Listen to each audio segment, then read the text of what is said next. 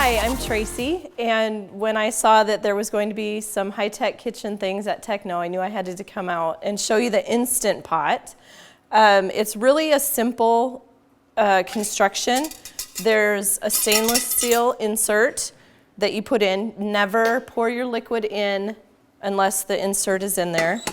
It comes with a rack that you can use with or without. For the ribs tonight, we're going to use it with. So all I have to do to get ready is set that in there.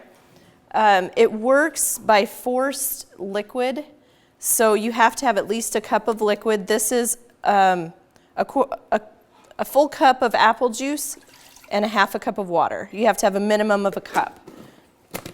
So I pour that in the bottom. The juice is not quite touching the rack. So then these are baby back pork ribs. And I'm just going to put a rub on it. This will really show you how quickly you can get this ready. And I have to make this tonight because the guys ate all of the others.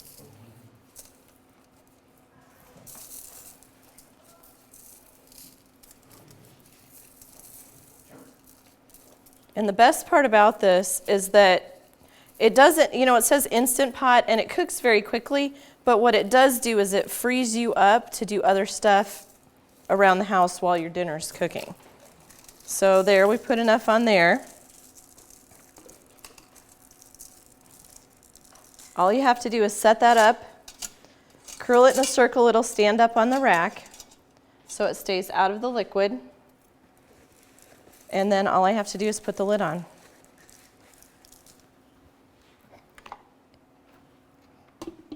And I'm used to working from, so it chimes when it's on, and it chimes when it's locked in place. So then I'm going to use manual, and it's already set to 25 minutes from last night when I made them before. You don't touch anything else to start, you just let it go, and after about 30 seconds it knows you're not doing anything else, and it'll start. You can make a lot of different things in the Instant Pot, and you can use a lot of different accessories. This I use for when I want to do hard-boiled eggs. Hard-boiled eggs you can put in, start it for 2 minutes, and then go away, and then as it counts to the cool down feature, let that go for 15 minutes, then open it up and the eggs peel super slick. You can make cheesecake in there. Some people use these for mini cheesecakes. I haven't done that yet. That's one of the things I'm going to try next. This is another type of rack that you can use. And I've made lasagna using this pan, and then you just push it out and you've got your lasagna. Another method that you can use is called pot in pot. You can set, so if say you wanted to make rice and Chinese at the same time, you put your Chinese on the bottom, your meat, and you follow the recipe. You set this down, you put your rice in here, and then you put that on top, close the lid, and when you're done, your rice and your meat are done at the same time. There was one more thing. Oh, so some of the things that I've made in here. My favorite part is you can make the meat from frozen. So you can put a frozen roast in here. It pressure cooks at the same amount of time that a regular roast would. It just takes a little bit longer to come to pressure. But if it's 50 minutes for a raw roast, it's 50 minutes for frozen. Add about 10 minutes extra for it to come up to pressure. So I've made a roast from frozen, pulled pork sandwiches. The pulled pork comes out of there and it just falls apart. It is so good. I've made spaghetti. You can brown your hamburger right there in the pot, drain your grease, add water, sauce, put your noodles on top, close the lid, walk away from it. And when the timer's done, your spaghetti's done. Pork chops, I've done pork chops and baked potatoes in there at the same time. They come out good. The potatoes actually have a little pork chop flavor, so that gives it a little bit extra. You can do a whole chicken in here. You just want to ball up some foil on the bottom to keep it off of the bottom. And I talked about the eggs and the cheesecake. Soup's pretty easy, it's just like cooking it on the stove. You can brown your hamburger in here, you can brown your meat, just add a little bit of oil, use the saute feature, and it cooks. The only thing is if you're going to do it that way, you have to deglaze the bottom. Otherwise, if there's burnt on the bottom, then it won't come to pressure. I've done sesame noodles. Same kind of thing with the spaghetti. You put the liquid in, put the noodles in. A seafood pasta with shrimp and pasta. The ribs here, lasagna, like I said, Sarah likes deer sausage. So I'll throw in a couple rings of frozen deer sausage, 8 minutes, and then we're done. Another thing I like to do is fish. You can put fish in there, frozen or regular. Then I use that for my lunches, and it only stinks up the house once. And that's the great part about this. So we started this. It's not quite come to pressure, but from the pot closed to the pot open last night, it was 50 minutes. So what'll happen here in a few minutes is it will start at 25 and it will count down. Then I will let it count up again for 10 minutes to release the pressure, and it will, you want to do that for meat. It's called a natural pressure release because it keeps it from becoming tough. You can also do a quick release where you release the steam right away. Some people have talked about getting burned. What you can do with this is put the PVC pipe on there and it directs the steam away. And it may take a couple extra minutes because that was on venting from last night still. So you have to make sure it's on sealing. But, is there any questions? So what's your favorite thing to cook in? Or do you cook something in it more often than anything else? I like to do the roast in there because it comes out as tender as a crock pot, but in 50 minutes. So that works really well. And like I said, we do deer sausage. I'll do eggs in there frequently. Sometimes use it twice in a day. So, yep. Yeah, I think earlier you were talking about size of it. So, like, what size do you have? You were saying something about smaller one or something? Yep, there's a 3-quart. I don't have that one. Mine is the 6-quart, and then this one is going to be the 8-quart, which is a little bigger. And I didn't realize that it doesn't take up a whole lot more counter space, but I don't have a whole lot of counter space, so some things got to be really good to have space on my counter. So this would be the 8-quart, would be really great for families, especially if you're making bigger dishes. I think I've done 8 pounds of meat in this one before. For the pulled pork, I filled it pretty much to the top. You can fill it, there's about a 10 cup line, and fill it to the top. But if you're making soup or anything, you have to be really careful when you release it because then that could come out. That's where you might get burned. But it's got a fail safe. Once it comes to pressure, I can't turn the lid. It won't let me. So. And you were showing a bunch of accessories, and I might have missed it, but okay. What comes with it, and did you buy other things for it, or is that everything that came with it? I bought other things for it. The trivet that's in there came with it. This one, I think I bought in addition. So that helps if you're making something like the lasagna that you want out of the water. The cheesecake too, you want that out of the water and up. These would be your spring forms that you could use for the cheesecakes. And this is what, it came with handles, we broke them off. Because that goes in there slick, it fits perfect for the eggs. And you can put a dozen eggs in there. That's how I did the ones for Easter, for decorating. So that wasn't made for the Instant Pot, you found it and put it in there? Right. There is, Instant Pot community on Facebook has 1.5 million people following. I'm serious, it's crazy. And every holiday, every Black Friday sale, all of a sudden you've got new people excited and you've got 1,500 people making eggs and being so excited about making their eggs. But it's on Facebook. I got a lot of great recipes off of there. They'll share tips. So any questions you have, you can just search and you'll get those answered there. What was the Facebook page? Instant Pot Community, and it's instant, like INSTANT, the full word. This one, there's a method called pot in pot where you can put the trivet on, you can cook your meat, if you want to saute it, add your liquid, add your seasonings, put that trivet in there, put your rice and the water in here and set it on top, and then close the lid, and it will cook them both at the same time. Things like broccoli, vegetables you can do, but you don't even really need to set more than a minute because just the pressure coming up and the release does the cooking. How hard to clean up is it? What do you have to clean? What's the maintenance after you're done cooking with it? Well, this can go in the dishwasher, the top can. There's a seal inside. You can take that out. I just spray it with water and a little bit of soap, and I'll wash that.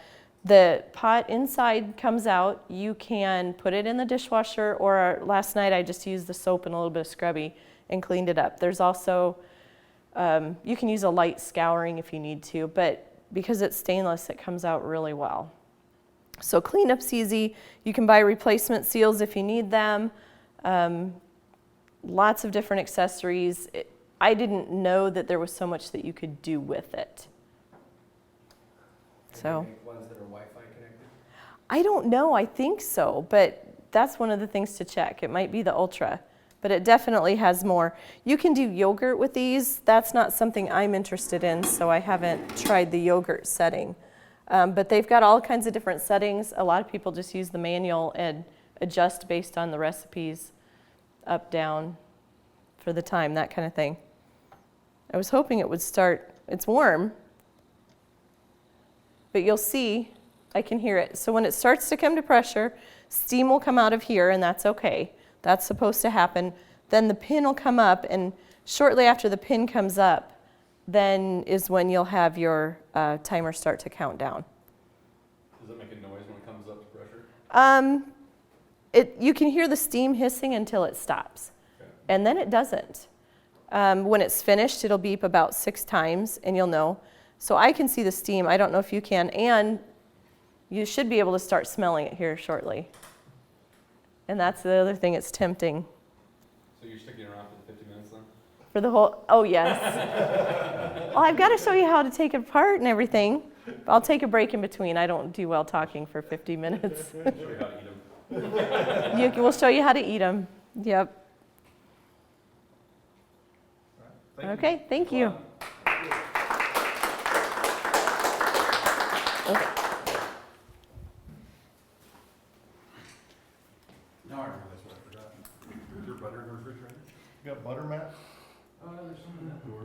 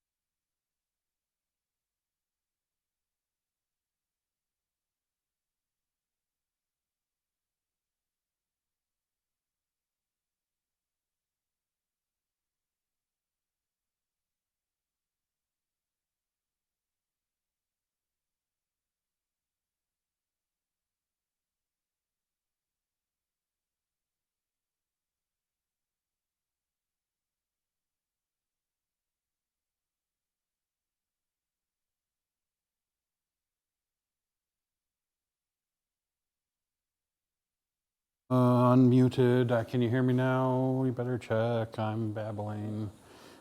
All right.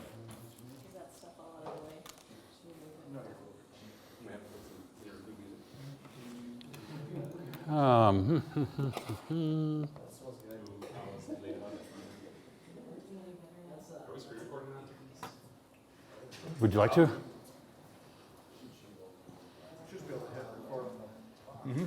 Switch that to the video camera. Here? Yeah, and then just hit the camera. All right. And then I will you see the screen when I minimize this to like the web browsing? We won't see any of that, but we'll get everything that's on camera. It'll be okay. Yep. All right. Netflix. Where do I want to start? Nurse there. Hold the camera up. It's hard because of all the comments. I don't know where to hold it. Live is hard. Look at you. Live. Oh, no pressure on my part of it. So hello tonight for part two, I guess. Here I'm Scott Fosseen, and I have to say that I am looking for a 12-step program. I have twitchy volunteer hand, and when somebody says, "Hey, we need something," and I said, "Well, I could do this," I end up standing up in front of you,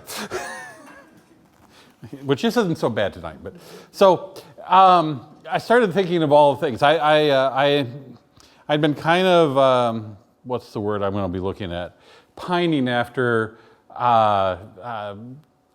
doing sous vide cooking, and I was looking for ways to do it, and I finally bought it. And so the whole concept for this whole meeting kind of came up as I actually bought this, and I said, well, there's a lot of different technology things that might be kind of interesting. People might have questions about, and I'll maybe go through my list of history and stuff on that part of it. The one thing that very first thing, so my intro to really heavy duty cooking started coming from watching, 30-minute meals on the cooking channel. And the first thing I saw was Rachel Ray had this knife. And it's like, let me switch back to this. Back over to the video camera. Yep, all right, we got that. And You can't minimize. Nope, hit that. did I do it? Here? Yep, hit it, just push that and you're There you go. Got it. All right. So first thing is I saw her that she had a knife, and it's just like, and I turned around and I was telling people saying, well, what do you want for Christmas? And I said, I'd really like to have that knife that I saw on television or whatever. And my family actually got it for me. And I'll kind of put this on here. And what I discovered is like this one purchase made a huge difference in how much fun cooking is. Because at home, every drawer I had, all the knives we had were really dull. You go to cut a tomato and you saw on it, and then it comes out all squished when it gets done on it. And so this was one of the best purchases I've ever made for turning around and actually starting to enjoy cooking on it. And it's gotten to be the point to where this knife I keep in the car, because it's like I go to somebody's house and it's like, hey, could you help me chop this? It goes, hey, hang on just a second. Let me go out and get my knife. I don't want to have to, I kind of get used to it, because I understand, like when you watch cooking shows and these chefs, turn around and they have their big bag rolls of knives. I understand why they do that now. It's like you kind of get an appreciation for how it feels and stuff on it. The other thing that I learned is how to hold a knife. There's some good YouTube videos on it. When I first started to learn, it was like, kind of grab it like this. Well, what I've discovered is actually the best way to hold it is grab it, and now you have a lot more control on the knife, and where you turn around cutting through, keep your fingers off to the side and stuff on it. So, and then the other thing I do to kind of keep it sharp, and this is where everyone's going to groan, the people who know how to treat a knife, is I have a ceramic hone, and I just run it through a few times. So what I've learned on the knife part is the sharp edge on a knife will, in use on it, it'll kind of warp, and so the edges will kind of bend and stuff on it, and it'll make it harder to cut. When you run it through that, it straightens everything up back to where it belongs. It doesn't really sharpen it. It just turns around and makes sure that the whole knife edge, the sharp edge of the knife, stays aligned here all the way through on it. So, and then theoretically they said with normal use on it, then you can go have it professionally sharpened on a, maybe like a yearly basis or whatever. And I had my first knife sharpened, professionally sharpened. It was my fillet knife I take up to Canada, and when I took it to, it was a whopping $5 at the place I went through to do it. And it made a huge difference on just how I was filleting fish on that part of it. So, recommendation stuff on it. This is a German knife. It's Henkel's. If you go to a high-end stores, you'll see them, and sometimes they're upwards to $100 or more. You can find really good knives. I think this one's about $40 I found. It looks like you get one for $40, $50 on Amazon on it. You don't have to go, I wouldn't recommend necessarily going out and buying the big butcher block of all the knives on it. There's really only a couple knives that I've ever used. I have this, and I'm going to butcher that Japanese Sanku knife, and there's a chef knife and a little Perry knife. Those are really the three knives that I use when I'm cooking on it. And I keep kind of thinking I should go invest in a nice fillet knife, but that works pretty well on it. The one thing I've kind of gotten away from is serrated edges. These are all flat edges on it. I do have one knife at home for bread and roast that actually I bought it at Sam's Club from a big knife set on it. So I have a big bread knife on it. So it's really good for cutting tomatoes and bread, and it has a little sticker at the end so you can kind of move and manipulate things and stuff on it. So that's the knife part of it. And nothing's ever complete because part of the meal tonight I'm going to work on is everyone's favorite is onions. So I'm going to go ahead and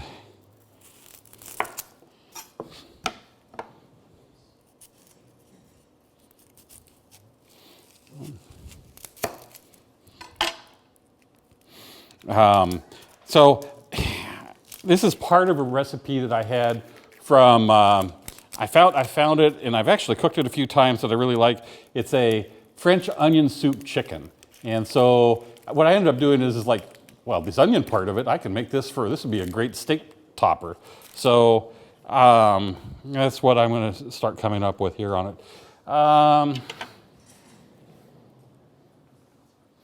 Let me try.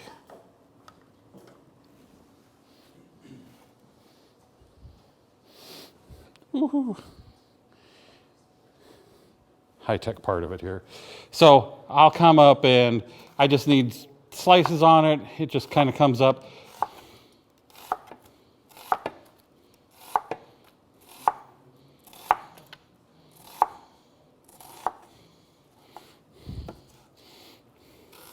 And dead air. See, if this was my debut for being on having a cooking show, I got to learn to turn around and talk while I'm doing this. And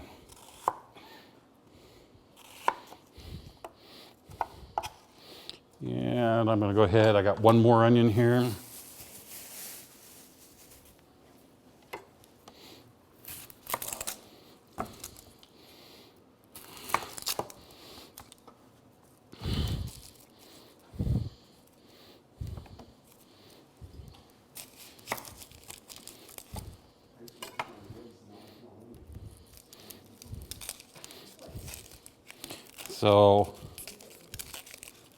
So far, my eyes have not started burning yet. I kind of feel a little bit of a tinge on it. I almost thought about going and getting somebody makes actually onion goggles. So they look like ski goggles you could put onto it. I don't have any great tips for that part of it. I've tried several of them. I'm not going to say that I'm overly impressed with a lot of them here, but. Kleenex up the nose.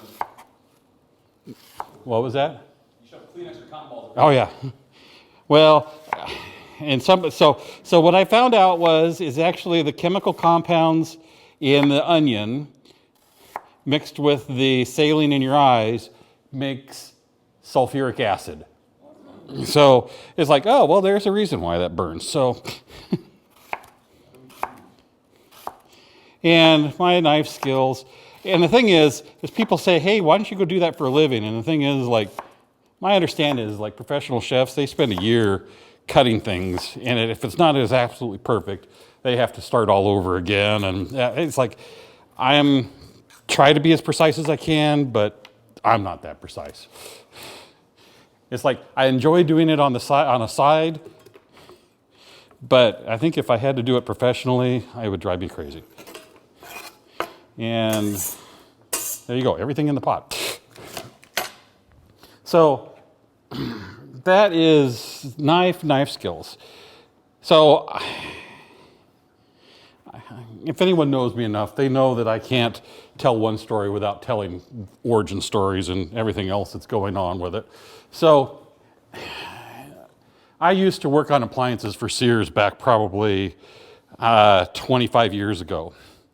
And that was my first experience with something called an induction cooktop.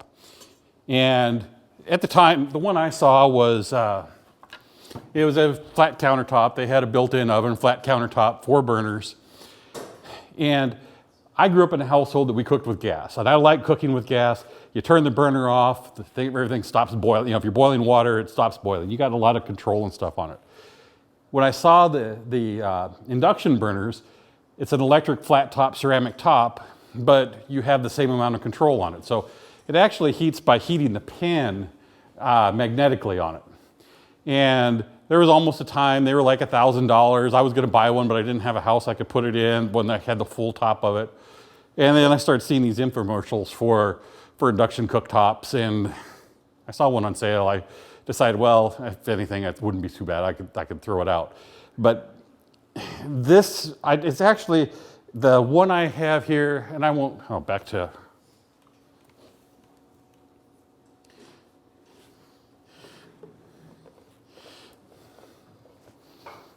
so the cooktop I have here is actually the New Wave Precision 2 infomercial, right from the infomercial kind of cooktop that I did happen to get at the kitchen outlet store in Story City when I ended up buying it. But plugs into 110 volts, so it doesn't use anything special for power on it. It's lightweight, and so what I found, and I love cooking with it. So I did have, most of my pans were, the only requirement, there's a pan requirement that the pans have to be ferrous or metallic. So a magnet has to be able to stick to the pan. So an aluminum pan doesn't work with an induction cooktop. But as long as a magnet will stick to the bottom of it, everything works the way it's supposed to be set up for it. There's one of the demos that they do with it where they have like a frying pan that's cut in half, and they turn around, turn it on, and they pour an egg, and half the egg's in the pan and half of it's on the ceramic top. And the part that's in the pan cooks, and the part that's on the top stays raw. I mean, it's the pan that's doing the cooking on it. So even this is all ceramic. When I have it on, which I guess I'm ready to turn it on here, this part will stay absolutely cool to the touch on it. So it's just the heat that from the pan coming out. So it stays cool. What I found is you know, I'd go to, now my family's kind of moved out in parts of it, Thanksgiving, and it's like, all right, I'm gonna cook at Thanksgiving. I have the dish I want to do. The stove's completely full. I bring my little induction cooktop and a pan, and I just go to the other side of the kitchen, plug in, and I can do my cooking over there and stuff on it. So I repurposed what do they call it here? Courier bag from a wireless supplier that I'm not going to mention on it, but it fits in there really nice. I have that. That's my travel bag for my induction cooktop. And honestly, I turned around and it's looking at it, it's like, if I was designing a kitchen, like, you know, we're in certain places on it, a motorhome or something on it, I think I could survive. If I had 2 of these, put them on a drawer, you pull them out, set them up, or have them set up for it. I mean, this I really enjoy setting up for how it works on it. This particular unit has a temperature range on it where you set for it. So like right now I set it on medium high, which is 375 degrees. And so it will stay pretty close to 375 degrees on any pan that's cooking on it. And so I remember the first thing I did, and it's like, if anyone's ever cooked pancakes, and how many people have ever got the first pancake to come out okay? It's like the very first pancake I cooked on this with the pan it came with, it's just like I flipped it over and it's just like, I've never done that before. It's like, it just came out perfect on it. So I have a little water on it, so that's my apologies for that here. And what I said. Another piece of technology. This is marketing. This was at the same kitchen outlet store that I turned around and went to, sitting up on here. This has been through the dishwasher quite a few times. It was called My Favorite Spatula. Yeah, and I have to say this is my favorite spatula. I don't know what it is. Maybe it's just marketing and stuff on it, but that is, it just seemed to be the right size, get underneath things and stuff on it. So what I'm making here is, if I didn't get it on camera before, is I found a recipe out on the internet, unfortunately, it's like Facebook thing it was French onion soup chicken. And so the first part of it is the onions and the part of it you had to make on it. And it's like, after I made that, it's like, oh, this is pretty good. I bet this will go good on steak. So, so that was my goal here. Is like, so I've done this quite a few times now as a steak topper on it. So it'll take a little bit of while here for me to babble onto this, and this might be a good place just to pause for a little bit, because unlike the magic on regular TV shows where they have a pot of it already, they'd swap this out with something running. I'm just going to sit here and stir this for a little bit. But We'll stay live. You let me know when you're ready to come back. yep. A few moments later. All right. It does smell delicious. Yeah, we got 8 minutes left on the ribs. 8 minutes left on the ribs. No, remember it has to count back up to 10. Oh yeah. So 18 minutes on the ribs then. all right. So back here, this is the cooktop I had. I see now there are some square ones. I think my only complaint about it is I'd almost like it to be square. I don't know why. It just maybe seems like it would fit in a corner better on it. But that's the induction cooktop that I have. And like right now, you've watched how long it's been cooking on it. And so I can still put my fingers right here on it. It's still just as cold as it was when I started. But the pan is hot because it's heating the pan.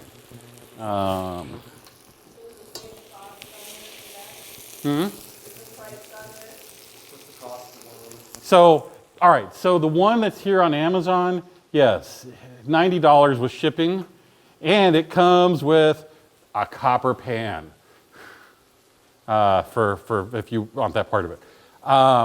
I've seen them at Walmart and Sam's Club, different brand, and I've seen them for like as low as $50 on that part of it. Oh yeah, this is coming along really nicely, caramelizing here on the bottom.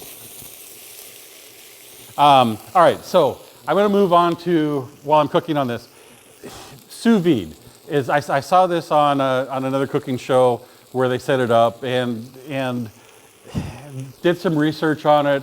I kind of pined after having something on this. It's like, oh, this is going to be good, but the ones I saw were like $200, $300, $400.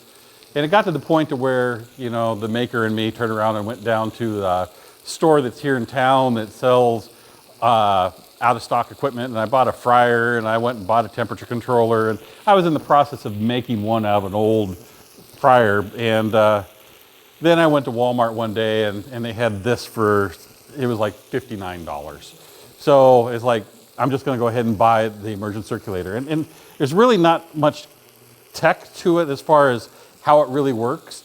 All it is that there's an electronic control in it that controls. There's a heating element and a water pump on it. So there's a water pump that circulates the water. There's a heating coil on the inside that'll turn it on and off, and a temperature probe. And it'll keep the water temperature and whatever you put it in within a half a degree of whatever you set it for.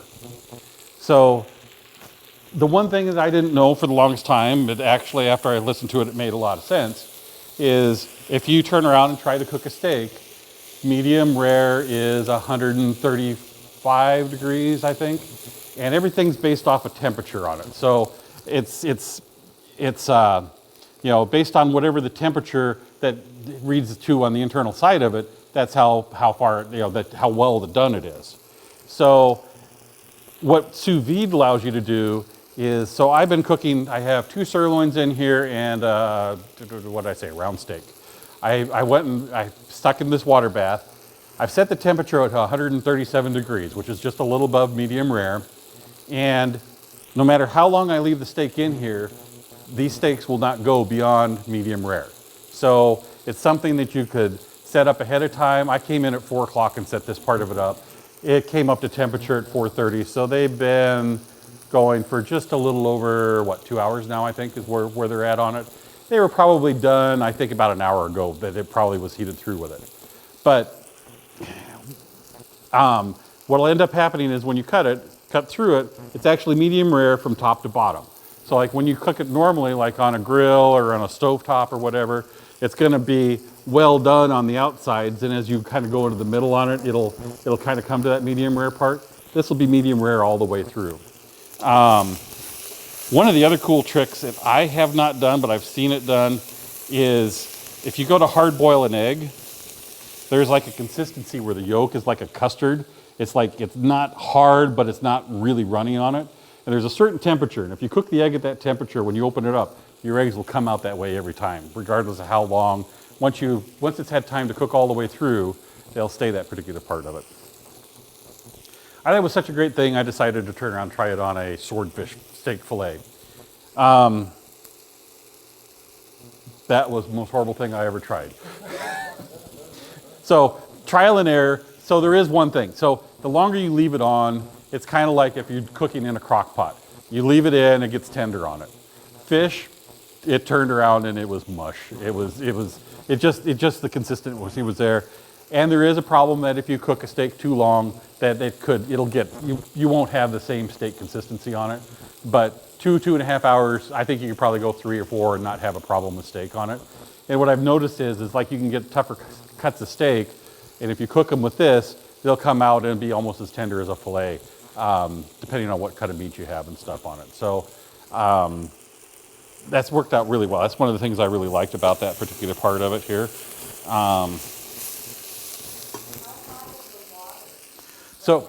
So right now it's 137 degrees, and that's what I set it for, and it is 137. About a half a degree is what the variance is on it. The stick itself, you can put it in anything that'll clip on. It just has a clip, and it'll clip on anything. So you can use a pot. I had these Canberra things on it, and it's like I kind of liked using that, just mostly because I was thinking you use a metal pot, that's going to transfer the heat out faster on it. So this will maybe be just a little bit more insulated to help it. If you look on different sites, there's people that sell like little plastic beads you can throw over the top to help with evaporation and stuff on it. I haven't came to a time that I found that that's necessary on it. They have talked about, like, if you wanted to do a really, like, I don't remember if it was ribs, there were some really tough cuts of meat that you could put in here, and there might be cook times you might have at 24 hours that you would set up, and that the length of time it wouldn't overcook, but yet that time would help break down the tissues and make it more tender and stuff on it. I did find out one other really interesting use for it is that I saw this on Facebook someplace, but when I was checking the temperature on it, I can turn it down to 32 degrees, so freezing. And so what you do is like, you have a bunch of warm beverages in cans or bottles, and you want to cool them off quickly. So you can turn around and fill this with ice, put your beverages in there, throw this in at 32 degrees, and it'll circulate the water around it, and it will minimize the it'll reduce the amount of time it takes to cool them off down to temperature as well. So, and the ribs are beeping. And so for the people that are out there, it's hard for you not to appreciate the smells that are coming from here. So, I am going to where did I put it? All right, so back to that kitchen store. This is one of my other favorite things. It's been worn a little bit, and a lot of all the markings have washed off this particular one. It looks like a big shot glass, but it's a measuring cup. It holds 1/2 a cup of liquid on it. And what I found is I like using this a whole lot better because it's small. I don't even really have to look at the measurements on the side of it. I just it's easier to turn around and just kind of eyeball some of the things on it.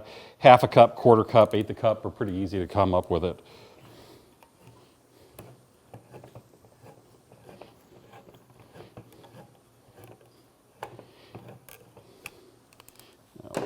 Oops, I did this wrong here.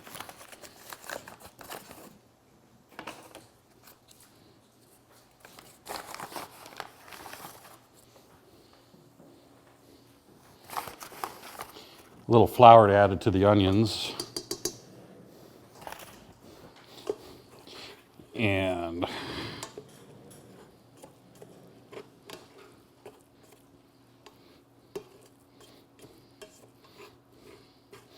I'm going to put that there.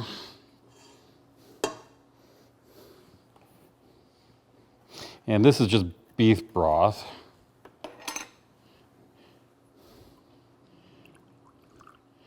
I'm going to add a half a cup of this to it. And set this someplace where I hope I don't knock it over. And I'm going to add this back to low. All right, so that while this is kind of getting ready to boil, I think we're good on here. I'm going to shut off the immersion circulator. And so I think I heard somebody say, you know, one of the things that you do is you would want to seal your meat or whatever you're cooking into it in a bag of some sort on it. And I know when I bought it, I was a little bit concerned about it. And then it occurred to me that a long time ago, I bought one of the food vacuums. So it's like, I still had everything had left. So, so this is just a food saver bag. And I just put there's like the 2 steaks. These are the sirloin steaks I had in that. But the low-tech way is just a simple Ziploc bag. And the thing is to get the equivalent of a vacuum seal, you just need to get the air out on it. So it's as simple as you put your meat into it, and then in any kind of vat of water, you just kind of submerge it, get it out, and when you get it down, just seal it at the end of it, and that's pushed all the air out of it, so then it's basically equivalent of vacuum sealed. And then one of the things I kept reading on it is there's a chemical BPA, and it's like, well, make sure whatever you cook your food in, it's BPA free. You know, and it's like, so there was a time I was a little bit concerned about, you know, well, do I get the cheap Ziploc bags? Do they have BPA in it? And then I read an article and it's like, BPA has never been used in the production of any of this kind of plastic at all. So it's a great marketing thing because they'll all say BPA free on it. It's like, yeah, it's like turning around and saying water doesn't have peanuts in it. I mean, it's, so I'm going to go ahead and open this up. The other thing I'm going to do is there is some liquids that are here in the bag, and just so they don't go to waste, we'll just pour all that nice and goodness here right into the onions.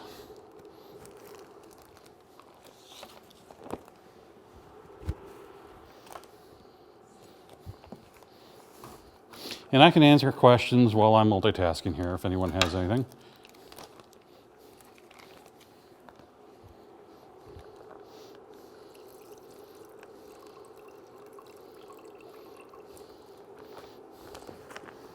So I'm going to let that rest for just a little bit while I'm finish these onions here.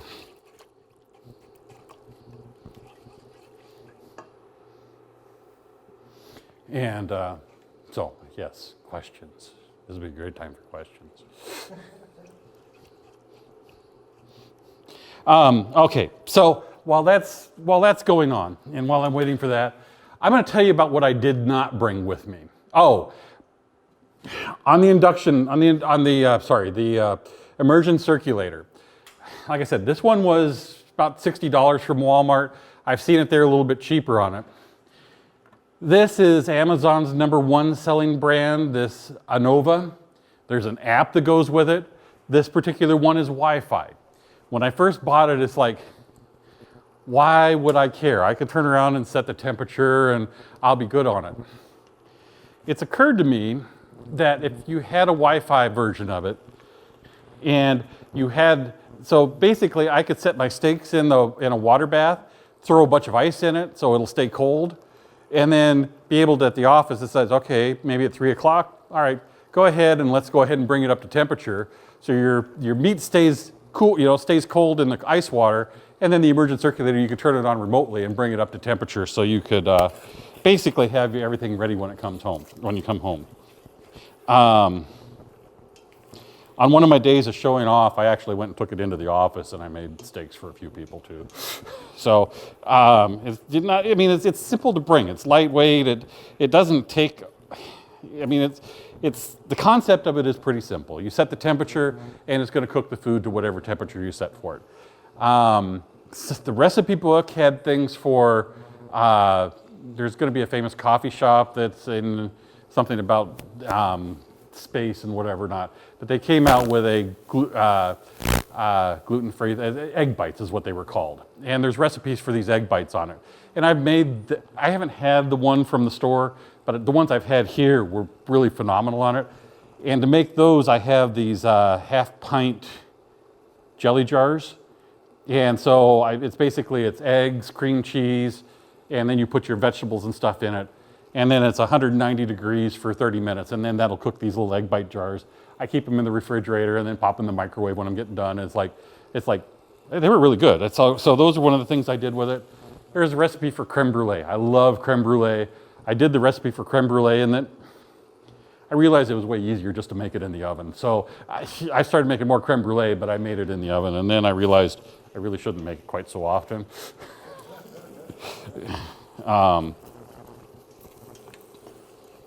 So, all right, I'm going to say that this looks about done here. So other than fish, is there anything you don't want to use the sous vide for? If you like your steaks well done, then this doesn't make any sense. Pork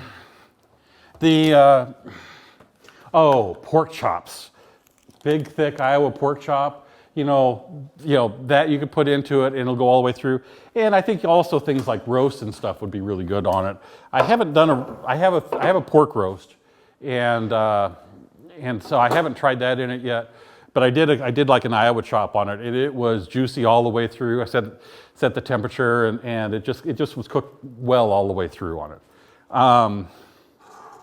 The one drawback of it is, I'm going to try this. The one drawback is like I said, everything is cooked medium rare all the way through. So when you pull out the steak, what you're used to seeing at the restaurant doesn't quite look like this. You know, it looks a little albino-ish, I guess, or it just doesn't look quite as appealing. How I've gotten around that in the past is I just learned plating. So I'll turn around and I'll slice the meat, and then I'll just lay it all sliced. So you don't actually see the top or the bottom of it. You just kind of see that part of it. And that seems to work out pretty well. I was at Williams-Sonoma, and they had this sitting in their display case. And I'm going, I wonder if that would work. And this is an experiment here because I haven't used it yet. So I have it here on my induction cooktop. I'm heating it up to sear. So that is cast iron, which works great on the induction cooktop. And while that's heating up, I'll go ahead and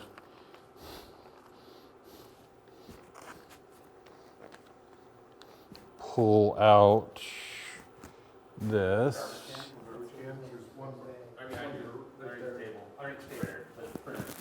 Yeah. There's a little liquid in it, so there we go. Pause just a second. I better practice basic food safety here, so.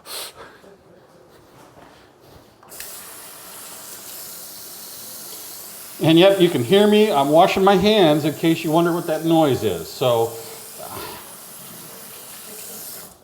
I just didn't want anyone to turn around and say why I'm going off.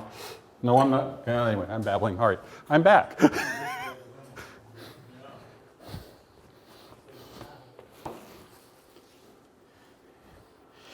All right, so we're just about ready here on this. So how long are we on the ribs? How am I doing on time? We're at 11 minutes on the pot. You got 87 minutes left. You got to save us some time if you use the pot. Yeah. I'm 99.9% sure no one's watching this online anymore, so.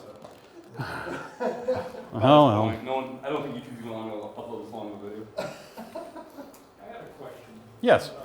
Water bath thing, suvee Mm-hmm. does it make any noise when it's circulating? No, I mean, really all it is, it's a little electric heating element. And if you look at it, there's like an electric motor up here and a shaft that goes down to the bottom. And it's just a little impeller at the bottom that kind of shoots the water out. So that's all it's there. All right. Now, the one thing you'll also notice about this, ooh, yeah, that's nice and toasty, is the induction burner shuts off. Ooh.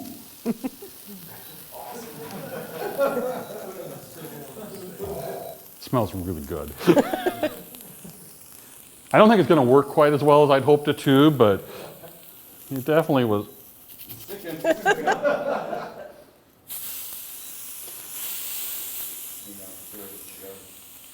All right. I'm going to have to work on that a little bit. Okay, so the other things on it. So how do you turn around and get a nice brown crust on it? So I did watch a YouTube video, and so there's people that have like a propane blowtorch. You use the 1 pound cylinder. You know, don't get the little whippy ones that they have for chefs. Get the one that you'd use for sweating pipes. And then they turn around and they go over that. And it's good for turning around and caramelizing the sugar on creme brulee as well. I bought one for that. But the other thing is, and when I was doing my charcoal grill, I used one of those starter chimneys. And if you fill that up with lumped charcoal, and when it gets good and hot, it's hotter than what you'd get with your Kingsford charcoal on it, this lumped charcoal on it. Well, then either put a grate over the top of it and you have enough heat on there to sear, and you're up at the temperatures that they use in the professional restaurants then to do that last little bit of a sear on it. So that, I think, would work pretty good. And, all right.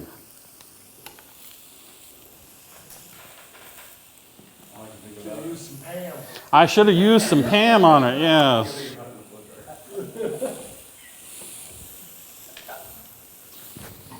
All right, the edges get hot. All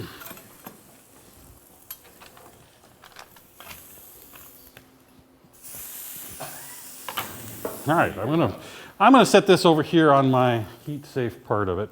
All right, so I'm gonna. She needs to get her ribs out. No, that's okay. You don't? Well, anytime, but I was going to give him the pot. Oh, okay. Too late, man. Thanks. All right, so here I have this cut off here, but if you want to take a good close-up look of that, there it is. It's medium all the way through here. And hang on, just so everyone gets.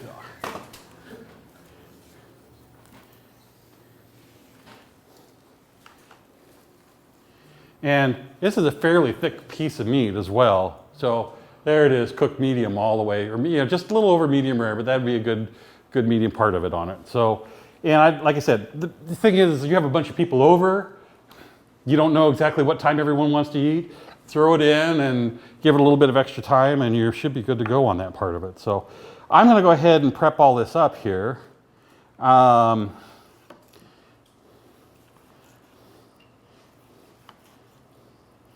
And now the other thing is, and then I'll start the other part of it, but yours is still, the ribs are still cooking, or you're not ready yet, or Whenever they is are? fine. They're ready. You're prepping, so she can pull them out. So if you want to go ahead and pull them out, that would be great. And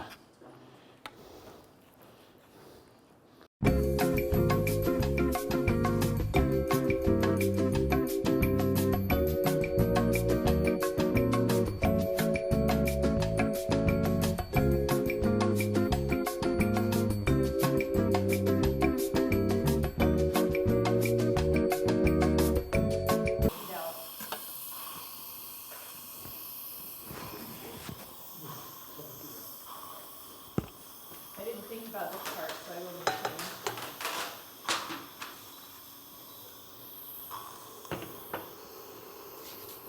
These are not expensive. Are they BPA free? I don't know, maybe.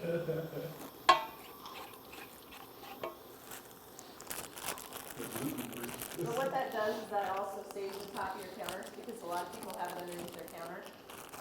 So it saves your hands, saves your counter. The other things I noticed, their Instant Pot does make a brand of sous vide. I didn't see that initially. You can do the egg bites in here. You can take a can of sweetened condensed milk and pressure cook it, and it turns into caramel. Open up the can and you've got caramel.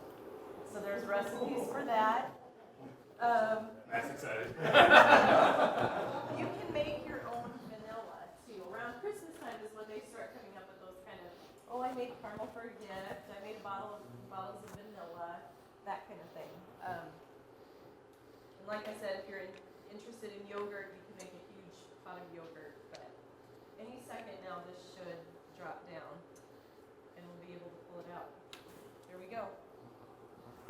So you hear it when it releases, and then you open it up away from you. And along with the sous vide, it doesn't always give you the beautiful color, but when you're doing a roast or pork chops or something, you can saute it in the pan first. So this is kind of a pale color. I'm going to come over here and get the minutes to pull it out. I should be able to just pull the rack out and drop it in there.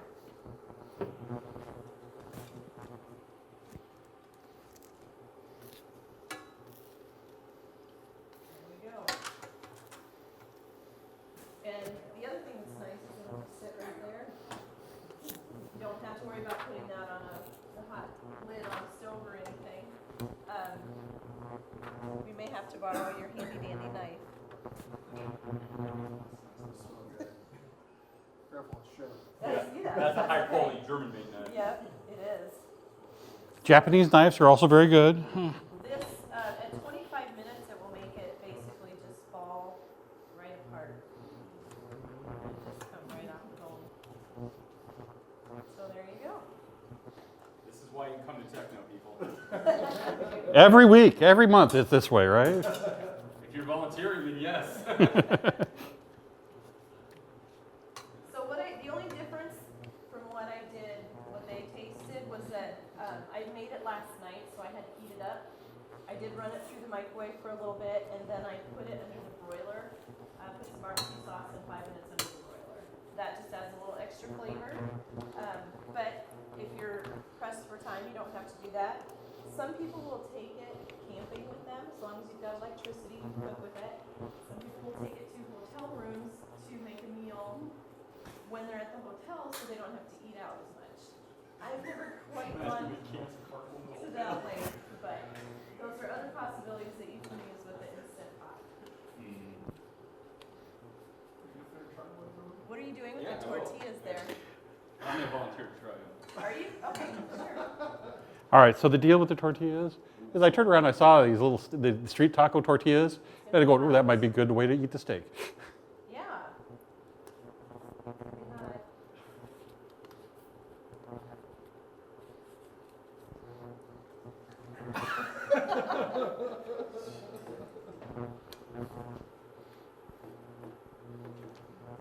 Definitely not the same as grilled, but if you broiled it, put barbecue sauce on it.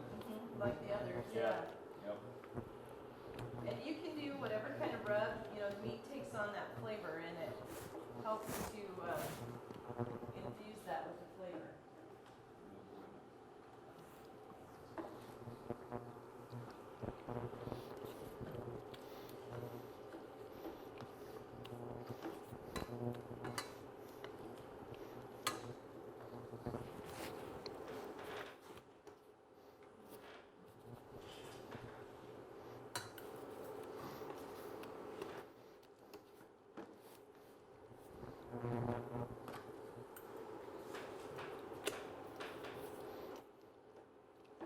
Have to have one of the induction heaters. It's like, it was just so nice to be able to take, well, like here, I mean, how else would you, well, they got a kitchen here, but I mean, it's like, it's just so handy. And just ever having just an extra burner around and stuff is always good to have. So I found, so when I went and got the meat last night, they had street tacos. and they were kind of cute, and I thought, oh, this might be a good way to serve the steak on it. So I'm adding that here to it, heating up the corn tortillas here. I should say, okay, so there's another piece of gadget that I wanted to bring. I actually own one, and it's this. It's a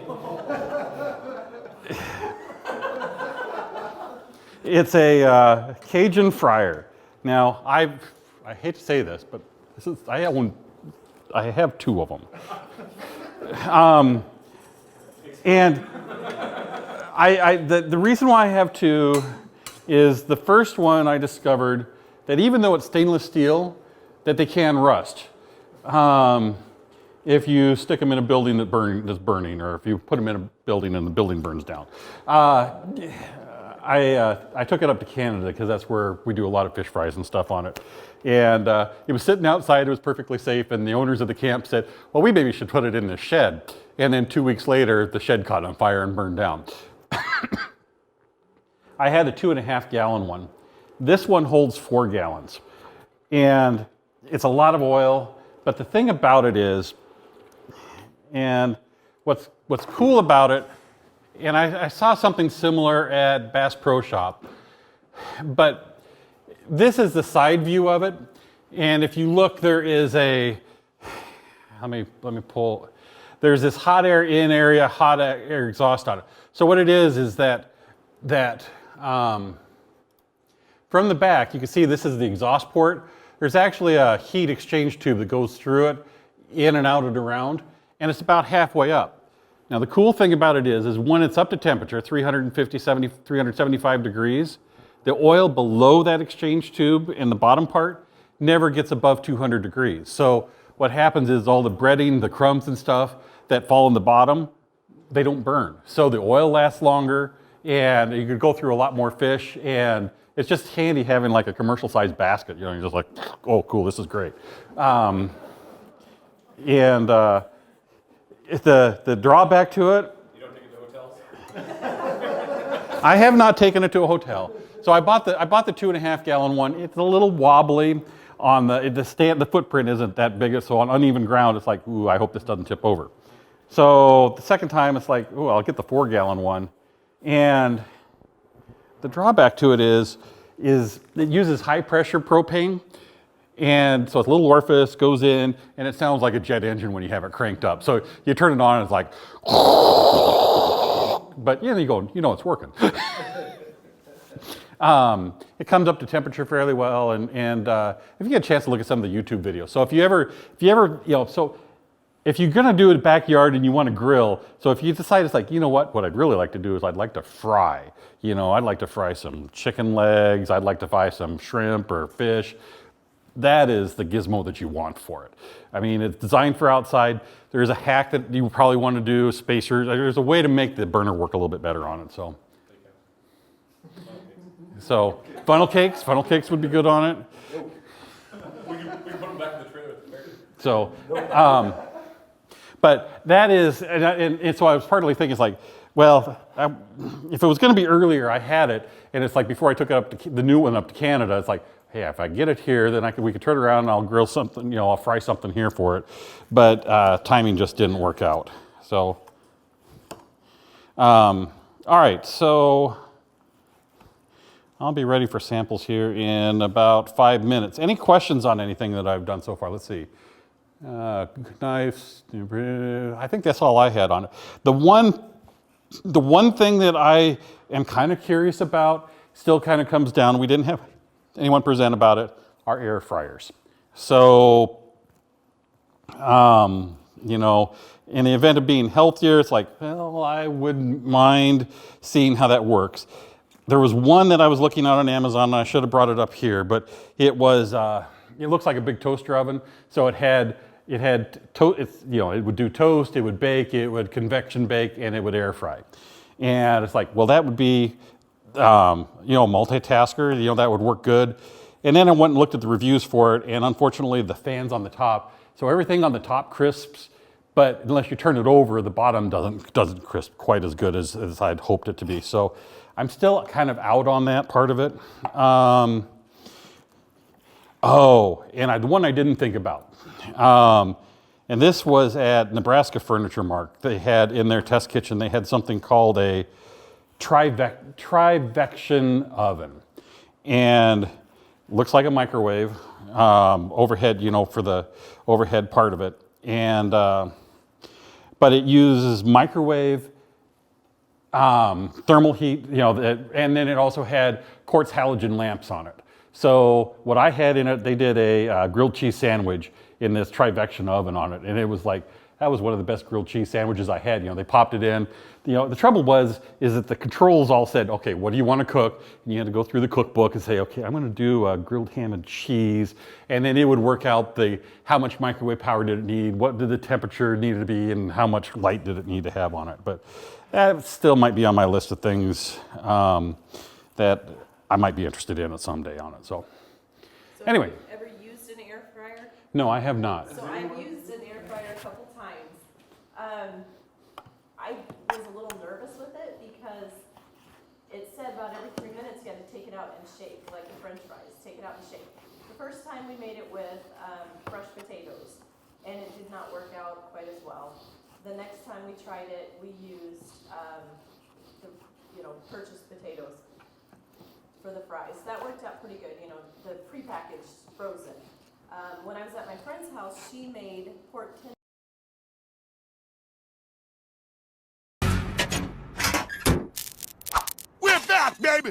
And if there's anyone that has any dietary restrictions, I'm sorry.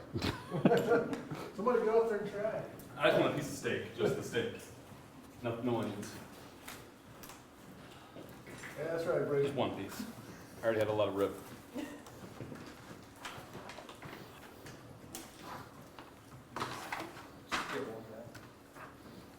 No onions? Okay. Thanks, Matt. He's testing it. And there's plenty here, so don't. You good, Tony? No? So is this the sirloin? I mean, you can tell it's Yeah, that's all pretty sirloin. hard, So but it's still good. There, it's that deep. It's like eating bread without the crust. you want the onions on it? Yeah, go ahead.